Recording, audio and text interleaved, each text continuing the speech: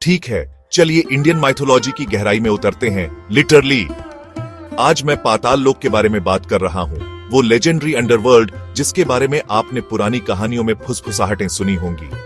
पर ये असल में कितना गहरा है और क्या लोग सच में बुरे काम करने के बाद वहां पहुंचते हैं?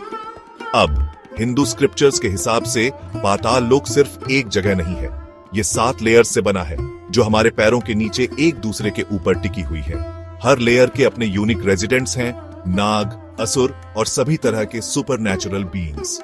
असल में आपको वासुकी, शक्तिशाली सर्प किंग और शेषनाग जो खुद भगवान विष्णु को सपोर्ट करते हैं जैसे नाम सुनने को मिलेंगे।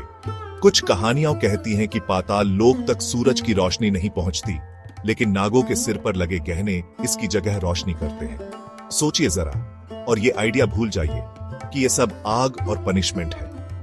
भागवत पुराण जैसे पुराने टेक्स्ट्स असल में इसे ट्रेजर, लग्जरी और कंफर्ट से भरी हुई जमीन बताते हैं। ये जेल से ज्यादा पैराडाइस लगता है, पर हम इसे बुरे कामों से क्यों जोड़ते हैं? खैर, समय के साथ लोगों ने यह मानना शुरू कर दिया कि पापियों को मरने के बाद यहां भेजा जाता है। लेकिन ईमानदारी से कहूं तो इसका कोई एक वर्जन नहीं है। कुछ इसे मेटाफिजिकल रियल्म मानते हैं, तो कुछ इसे हमारे अंदर गहरे छिपे अनजाने डर के सिंबल के तौर पर देखते हैं। साइंस बेशक कहती है कि अर्थ की क्रस्ट के नीचे पाताल लोक के छिपे होने का कोई प्रूफ नहीं है, लेकिन एक मिथ के तौर पर यह हमारी इमेजिनेशन को कैप्चर करता है। मिस्ट्री, स्पिरिचुअलिटी और कॉस्मिक ड्रामा का मिश्रण। तो क्या पाताल लोक रियल है?